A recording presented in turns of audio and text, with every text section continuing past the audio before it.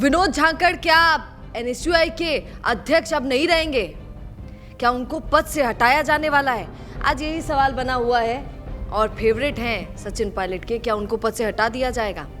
इतनी बड़ी गलती विनोद झांकड़ से हो गई है कि बिना उच्चाधिकारी की अनुमति के उन्होंने कुछ नियुक्तियां कर दी।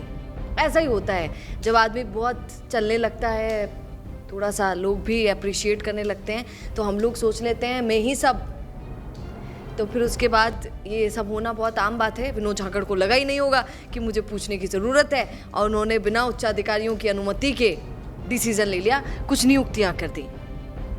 बिना राष्ट्रीय नेतृत्व की अनुमति के प्रदेश स्तर पर कई पदों पर नियुक्तियां की, महासचिव बनाए, अन्य पदाधिकारी बनाए, अध्यक्ष हैं पर अध्यक्ष के लिए भी कुछ नियम बनाए हुए हैं कि अध्यक्ष साहब को भी किसी से पूछना पड़ेगा, पर उन्होंने खुद ही डिसीजन लिए अपने आप को ही उस पद पर पाते हुए। ये नियुक्तियां संगठन के नियमों के खिलाफ मानी गई हैं। नोटिस में 2 दिन के अंदर जवाब मांगा गया था और जवाब असंतोष न होने पर पद से हटाने की चेतावनी भी दे दी गई थी विनोद झांकड़ को। उनको बोल दिया गया था, कारण बताओ नोटिस उन्होंने दिया। अखिलेश यादव ने विनोद झांकड़ को कारण बताओ नोटिस जारी किया। उन्होंने कहा कि आपको बताना पड़ेगा कि बिना किसी उच्चाधिकारी की परमिशन के आपने खुद ने निर्णय कैसे लिया। तो अब विनोद झांकड़ फंस गए हैं, क्योंकि अगर उन्होंने जो जवाब दिया उससे कोई संतोषपूर्ण नहीं हो पाता है तो फिर उसके बाद विनोद झांकड़ को टाटा बाय बाय अपने पद से करना पड़ सकता है। आप जानते हैं कि विनोद झांकड़, ये देखिए ये हकीकत है, आदमी जिस भी पार्टी में होता है, किसी पद पर होता है तो कंपेटिटर खड़े हो जाते हैं और जलीसी बहुत भयंकर होती है।